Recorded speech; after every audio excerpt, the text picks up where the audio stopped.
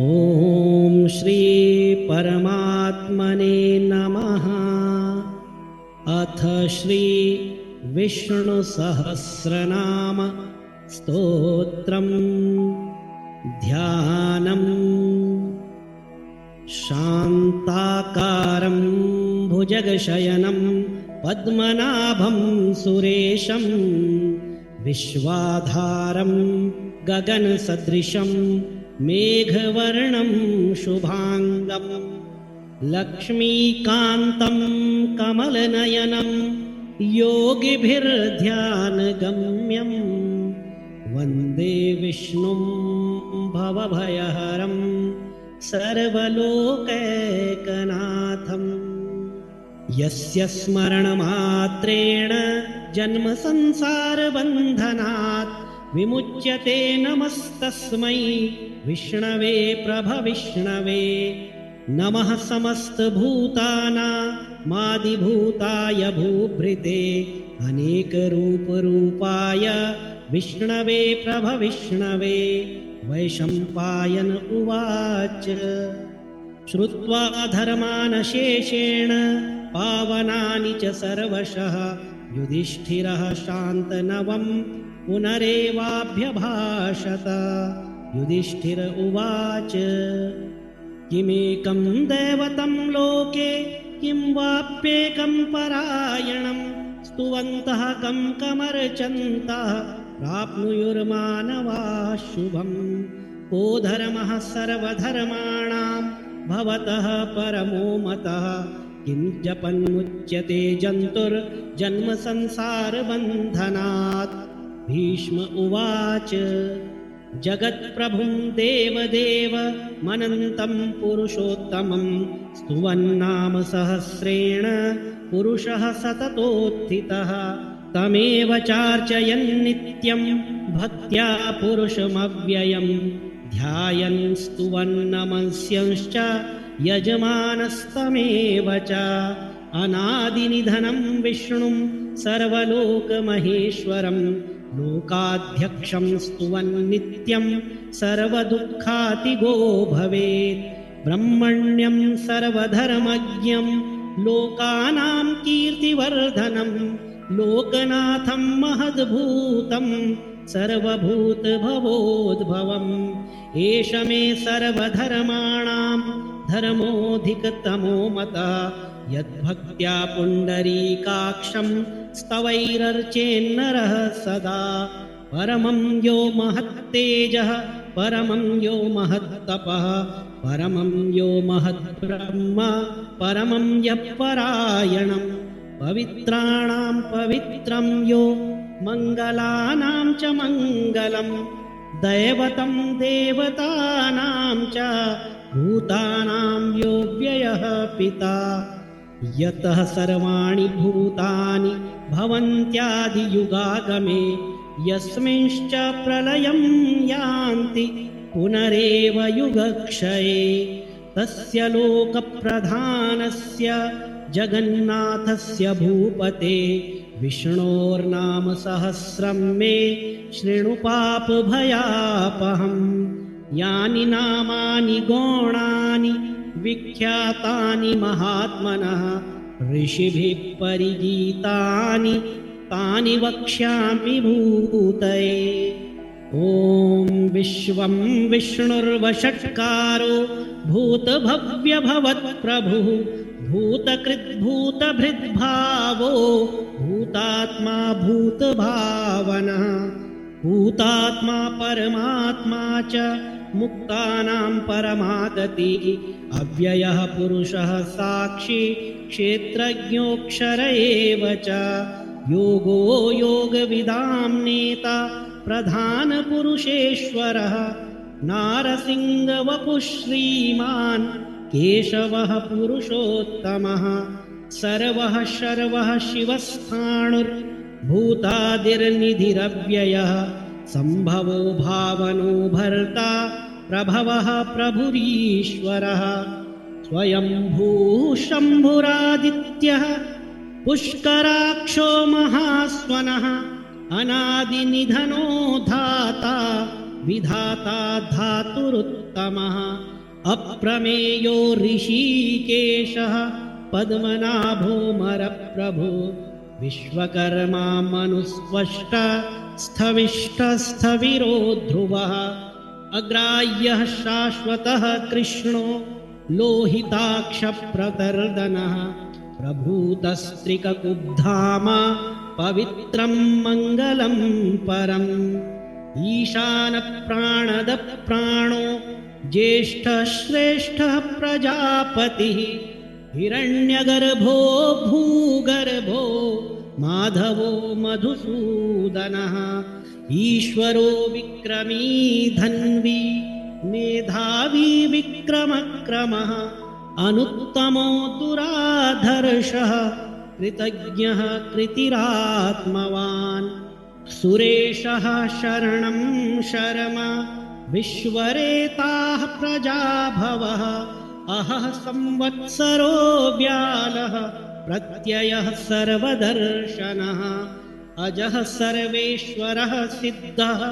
सिद्धिः सर्वादिरच्युतः वृषाकपिरमेयात्मा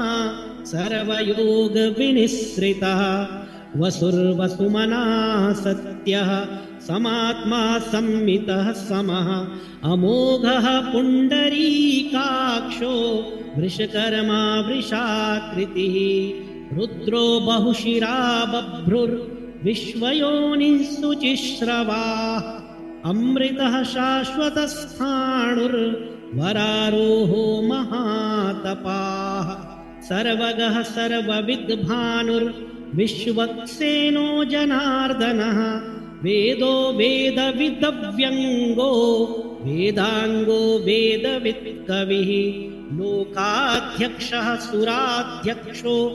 धर्माध्यक्षः कृताकृतः चतुरात्मा चतुर्व्यूहश्चतुर्दंष्ट्रश्चतुर्भुजः भ्राजिष्णुर्भोजनं भोक्ता सहिष्णुर्जगदादिजः अनघो विजयो जेता विश्वयोनिः पुनर्वसु उपेन्द्रो वामनः प्रांशु रमोघः शुचिरूर्जितः अतीन्द्रः सङ्ग्रहः सर्गो धृतात्मा नियमो यमः वेद्यो वैद्यः सदा योगी वीरः माधवो मधु अतीन्द्रियो महामायो महोत्साहो महाबलः महाबुद्धिर्महावीर्यो महाशक्तिर्महाद्युतिः अनिर्देश्य वपुः श्रीमा न मेयात्मा महादृधिक् महेश्वासो महीभर्ता श्रीनिवासः सतां गतिः अनिरुद्धः सुरानन्दो गोविन्दो गोविदाम्पतिः मरीचिर्दमनो हंसः सुपर्णो भुजगोत्तमः हिरण्यनाभः सुतपाः पद्मनाभः प्रजापतिः अमृत्युः सर्वदृक्सिंहः सन्धाता सन्धिमान् स्थिरः अजो दुर्मर्षणः शास्ता विश्रुतात्मा सुरारिहा गुरुर्गुरुतमो धाम सत्यः सत्यपराक्रमः निमिषो निमिषस्रग्वी वाचस्पतिरुदारधीः अग्रणीर्ग्रामणीः श्रीमान् न्यायो नेता समीरणः सहस्रमूर्धा विश्वात्मा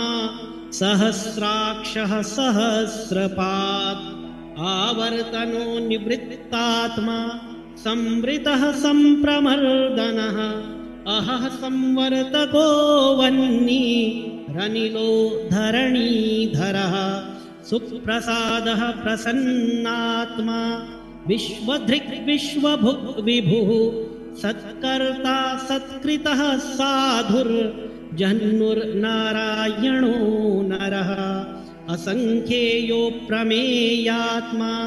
विशिष्टः शिष्टकृच्छुचिः सिद्धार्थः सिद्धसंकल्पः सिद्धिदः सिद्धिसाधनः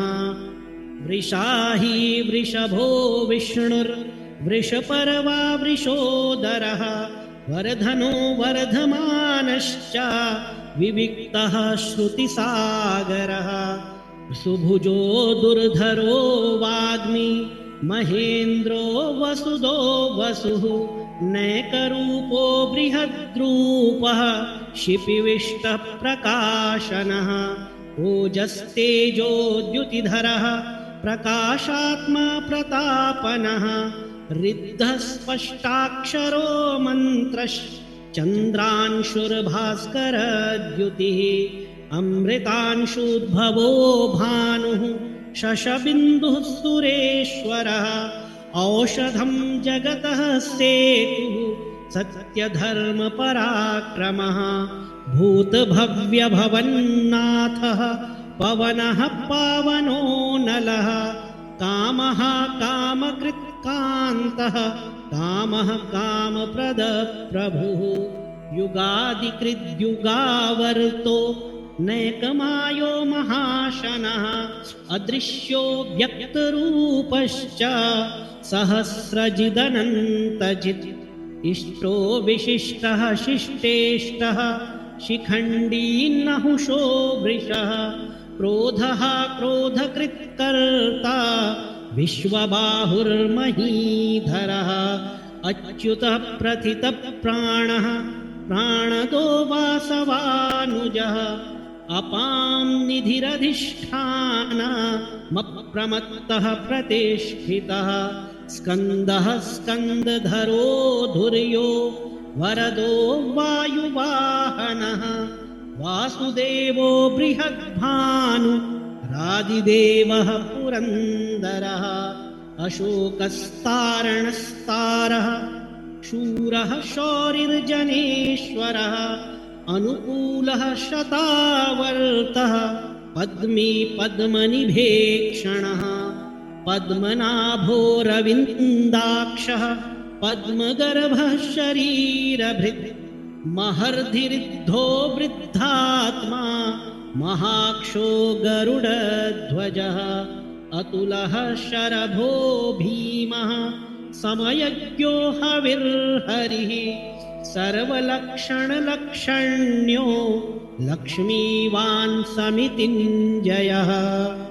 विक्षरो रोहितो मार्गो हेतुर्दामोदरः सहः महीधरो महाभागो वेगवानमिताशनः उद्भवक्षोभणो देवः श्रीगर्भः परमेश्वरः करणं कारणं कर्ता विकर्ता गहनो गुह्यः व्यवसायो व्यवस्थानः संस्थानस्थानदो ध्रुवः परर्धिः परमस्पष्टस्तुष्टः पुष्टः शुभेक्षणः रामो विरामो विरजो मार्गो नेयो नयो नयः वीरः शक्तिमतां श्रेष्ठो धर्मो धर्मविदुत्तमः वैकुण्ठः पुरुषः प्राणः प्राणदः प्रणवः पृथुः हिरण्यगर्भः शत्रुघ्नो व्याप्तो वायुरधोक्षजः ऋतुः सुदर्शनः कालः परमेष्ठी परिग्रहः उग्रः संवत्सरो दक्षो विश्रामो विश्वदक्षिणः विस्तारस्थावरस्थाणुः प्रमाणं बीजमव्ययम् अर्थोऽनर्थो महाकोशो महाभोगो महाधनः अनिर्विण्णः स्थविष्ठो भूर्धर्मयूपो महामखः नक्षत्रनेमिर्नक्षत्री क्षमः क्षामः समीहनः यज्ञ इज्यो महेज्यश्च क्रतुः सत्रं सतां गतिः सर्वदर्शी विमुक्तात्मा सर्वज्ञो ज्ञानमुत्तमं सुब्रतः सुमुखः सूक्ष्मः सुघोषः सुखदः सुहृत् मनोहरो जितक्रोधो वीरबाहुर्विदारणः स्वापनः स्ववशो व्यापी नैकात्मानैककर्मकृत् वत्सरो वत्सलो वत्सी रत्नगर्भो धनेश्वरः धर्मगुप्धर्मकृद्धर्मी सदसत्क्षरमक्षरम् अविज्ञाता सहस्रांशुर्विधाता कृतलक्षणः गभस्तिनेमिः सत्त्वस्थः सिंहो भूतमहेश्वरः आदिदेवो महादेवो देवेशो देवभृद्गुरुः उत्तरो गोपतिर्गोप्ता ज्ञानगम्यः पुरातनः शरीरभूतभृद्भोक्ता कपीन्द्रो भूरिदक्षिणः सोमपो मृतपः सोमः पुरुजित्पुरुषत्तमः विनयो जयः सत्यसन्धो दाशार्हः सात्वतां पतिः जीवो विनयिता साक्षी मुकुन्दोऽमितविक्रमः अम्बोनिधिरनन्तात्मा महोदधिशयोऽन्तकः अजो महार्हः स्वाभाव्यो जितामित्रप्रमोदनः आनन्दो नन्दनो नन्दः सत्यधर्मात्रिविक्रमः महर्षि कपिलाचार्यः कृतज्ञो मेदिनीपतिः त्रिपदस्त्रिदशाध्यक्षो महाशृङ्गः कृतान्तकृत् महावराहो गोविन्दः शुषेणः कनकाङ्गदी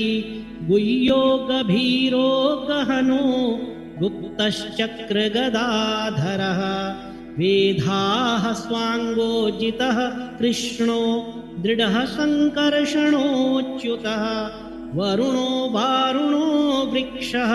पुष्कराक्षो महामनाः भगवान् भगहानन्दी वनमाली हलायुधः आदित्यो ज्योतिरादित्या सहिष्णुर्गतिसत्तमः सुधन्वा खण्डपरशुर्दारुणो द्रविणप्रदः दिविस्पृक्सर्वदृग्व्यासो वाचस्पतिरयो निजः त्रिसामा सामगः सामा निर्वाणं भेषजं भिषक् सन्न्यासकृच्छमः शान्तो निष्ठा शान्तिपरायणम् शुभाङ्गः शान्तिदः स्रष्टा कुमुदः कुवलेशयः गोहितो गोपतिर्गोप्ता वृषभाक्षो वृषप्रियः अनिवर्ती निवृत्तात्मा संक्षेप्ता क्षेमकृच्छिवः श्रीवत्सवक्षाः श्रीवासः श्रीपतिः श्रीमताम्बरः श्रीधः श्रीशः श्रीनिवासः श्रीनिधिः श्रीविभावनः श्रीधरः श्रीकरः श्रेयः श्रीमान् लोकत्रयाश्रयः स्वक्षः स्वङ्गः शतानन्दो नन्दिर्ज्योतिर्गणेश्वरः विजितात्मा विधेयात्मा सत्कीर्तिश्छिन्नसंशयः उदीर्णः सर्वतश्चक्षुरनीशः शाश्वतस्थिरः भूषयो भूषणो भूतिर्विशोकः शोकनाशनः अर्चिष्मानर्चितः कुम्भो विशुद्धात्मा विशोधनः अनिरुद्धो प्रतिरथः प्रद्युम्नोमितविक्रमः कालनेमिनिहावीरः शौरिः शूरजनेश्वरः त्रिलोकात्मा त्रिलोकेशः केशवः केशिहा हरिः कामदेवः कामपालः कामीकान्तः कृतागमः अनिर्देश्य वपुर्विष्णुर्वीरोऽनन्तो धनञ्जयः ब्रह्मण्यो ब्रह्मकृद्ब्रह्मा ब्रह्म ब्रह्मविवर्धनः ब्रह्मविद् ब्राह्मणो ब्रह्मी ब्रह्मज्ञो ब्राह्मणप्रियः महाक्रमो महाकर्मा महातेजा महोरगः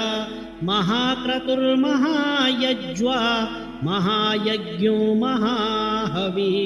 स्तव्यः स्तवप्रियस्तोत्रं स्तुतिस्तोतार्णप्रियः पूर्णः पूरयिता पुण्यः पुण्यकीर्तिरनामयः मनोजवस्तीर्थकरो वसुरेता वसुप्रदः वसुप्रदो वासुदेवो वसुर्वसुमनाहविः सद्गतिः सत्कृतिः सत्ता सद्भूतिः सत्परायणः शूरसेनो यदुश्रेष्ठः सन्निवासः सुयामुनः भूतावासो वासुदेवः सर्वासु निलयो नलः दर्पः दर्पदो दृप्तो दुर्धरोऽथा पराजितः विश्वमूर्तिर्महामूर्तिर्दीप्तमूर्तिरमूर्तिमान् अनेकमूर्तिरव्यक्तः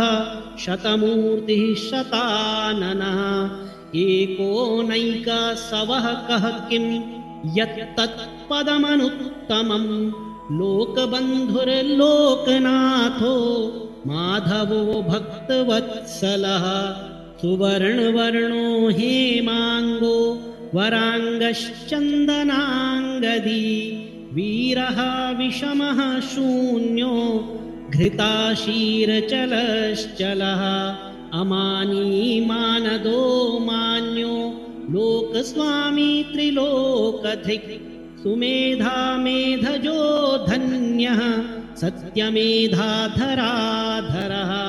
तेजो वृषोद्युतिधरः सर्वशस्त्रभृताम्बरः प्रग्रहो निग्रहो व्यग्रो नेकशृङ्गो गदाग्रजः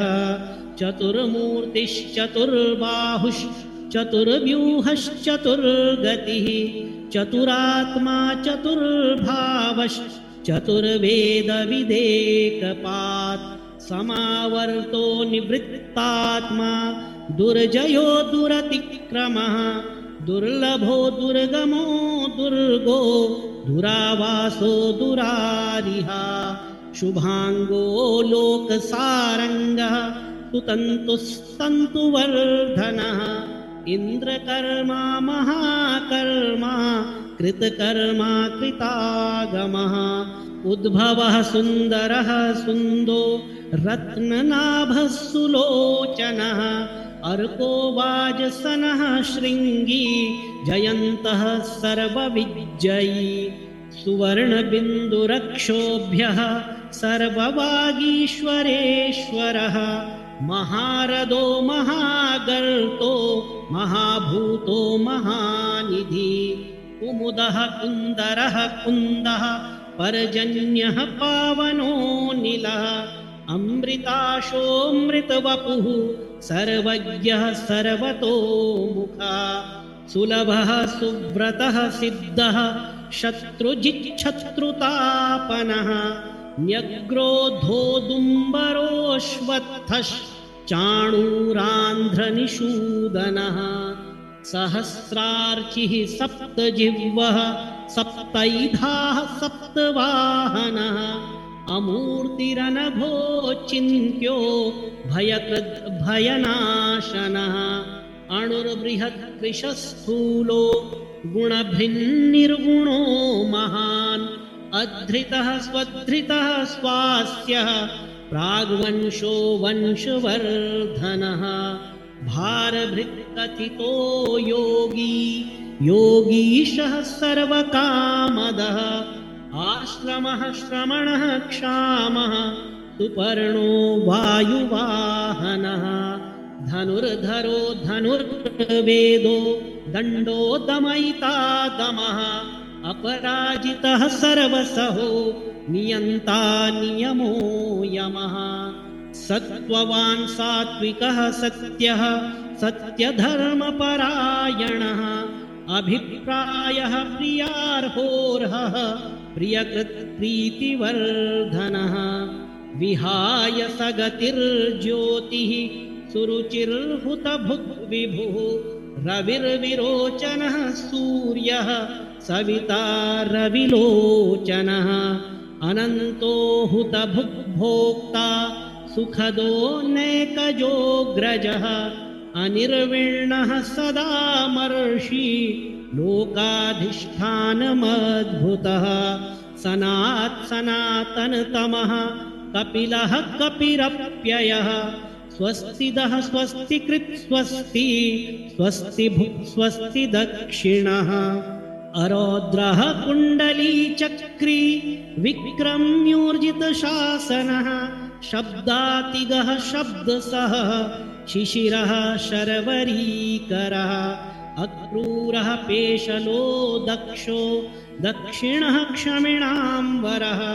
विद्वत्तमो वीतभयः पुण्यश्रवणकीर्तनः उत्तारणो दुष्कृतिः पुण्यो दुःस्वप्ननाशनः वीरः रक्षणः सन्तो जीवनः पर्यवस्थितः अनन्तरूपोऽनन्तश्रीर्जितमन्युर्भयापहः चतुरस्रो गभीरात्मा विदिशो व्यादिशो दिशः अनादिर्भूर्भुवो लक्ष्मीः सुवीरो रुचिराङ्गदः जननो जनजन्मादिर्भीमो भीमपराक्रमः आधारनिलयो धाता पुष्पहासः प्रजागरः ऊर्ध्वगः सत्पथाचारः प्राणदः प्रणवः पणः प्रमाणं प्राणनिलयः प्राणभृत् प्राणजीवनः तत्त्वं तत्त्वविदेकात्मा जन्ममृत्युजरातिगः भूर्भुवः स्वस्तरुस्तारः सविता प्रपितामहः यज्ञो यज्ञपतिर्यज्वा यज्ञाङ्गो यज्ञवाहनः यज्ञभृद्यज्ञकृत्यज्ञी यज्ञभुग्यज्ञसाधनः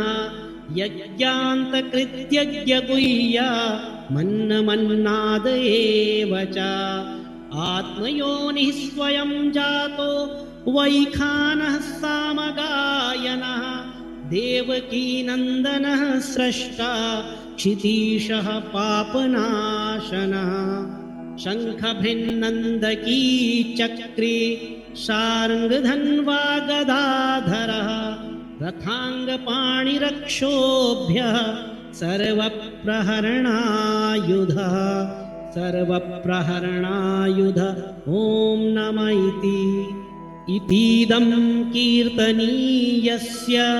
केशवस्य महात्मनः नाम्नां सहस्रं दिव्यानामशेषेण प्रकीर्तितम् य इदं शृणुयान्नित्यं यश्चापि परिकीर्तयेत् नाशुभं प्राप्नुयात् किञ्चित् सोमुत्रेह च मानवः वेदान्तगो ब्राह्मणः स्यात् क्षत्रियो विजयी भवेत् वैश्यो धनसमृद्धः स्यात् शूद्रः सुखमवाप्नुयात् धर्मार्थी प्राप्नुयात् धर्ममर्थार्थी चार्थमाप्नुयात् कामानवाप्नुयात् कामी प्रजार्थी प्राप्नुयात् प्रजाम् भक्तिमान्यः सदोत्थाय शुचिस्तद्गतमानसः सहस्रं वासुदेवस्य नाम्नामेतत् प्रकीर्तयेत् यशः प्राप्नोति विपुलं ज्ञातिप्राधान्यमेव च अचलां श्रियमाप्नोति श्रेयः प्राप्नोत्यनुत्तमम् न भयं क्वचिदाप्नोति वीर्यं तेजश्च विन्दति भवत्यरोगोद्युतिमान् बलरूपगुणान्वितः रोगार्तो मुच्यते रोगात् बद्धो मुच्येत बन्धनात् भयान्मुच्येत भीतस्तु मुच्येतापन्न आपदः दुर्गाण्यतितरत्याशु पुरुषः पुरुषोत्तमं स्तुवन्नाम सहस्रेण नित्यं भक्तिसमन्वितः वासुदेवाश्रयो मर्त्यो वासुदेवपरायणः सर्वपापविशुद्धात्मा याति ब्रह्म सनातनं न वासुदेवभक्तानामशुभं विद्यते क्वचित् जन्म मृत्युजरा व्याधि भयं नैवोपजायते इमं स्तवमधीयानः श्रद्धाभक्तिसमन्वितः युज्येतात्मसुखक्षान्ति श्रीधृतिस्मृतिकीर्तिभिः न क्रोधो न च मात्सर्यं न लोभो नाशुभा मतिः भवन्ति कृतपुण्यानां भक्तानां पुरुषोत्तमे द्योः स चन्द्रार्कनक्षत्रा हं दिशो भूर्महो दधिः वासुदेवस्य वीर्येण विधृतानि महात्मनः ससुरासुरगन्धर्वं स यक्षो रगराक्षसं जगद्वशे वर्ततेदं कृष्णस्य सचराचरम् इन्द्रियाणि मनोबुद्धिः सत्त्वं तेजो बलं धृतिः वासुदेवात्मकान्याहुः क्षेत्रं क्षेत्रज्ञ एव च सर्वागमानामाचारः प्रथमं परिकल्पते आचारप्रभवो धर्मो धर्मस्य प्रभुरच्युतः ऋषयः पितरो देवा महाभूतानि धातवः जङ्गमाजङ्गमं चेदं जगन्नारायणोद्भवम् योगो ज्ञानं तथा साङ्ख्यं विद्याः शिल्पादिकर्म च वेदाः शास्त्राणि विज्ञानमेतत्सर्वं जनार्दनात् एको विष्णुर्महद्भूतं पृथग्भूतान्यनेकशः त्रीन् व्याप्य भूतात्मा भुङ्क्ते विश्वभुगव्ययः इमं स्तवं भगवतो विष्णोर्व्यासेन कीर्तितं पठेद्य इच्छेत् पुरुषः श्रेयः प्राप्तुं सुखानि च विश्वेश्वरमजं देवं जगतः प्रभवाप्ययं भजन्ति ये पुष्कराक्षं न ते यान्ति पराभवम् भजन्ति ये पुष्कराक्षं न ते यान्ति पराभवम् ॐ तत्सदिति श्रीमहाभारते शतसाहस्र्यां संहितायां वैयासिक्यामानुशासनिके पर्वणि भीष्मयुधिष्ठिरसंवादे श्रीविष्णोर्दिव्यसहस्रनाम स्तोत्रम् हरिः ॐ तत्सत् हरिः ॐ तत्सत् हरिः ॐ तत्सत्।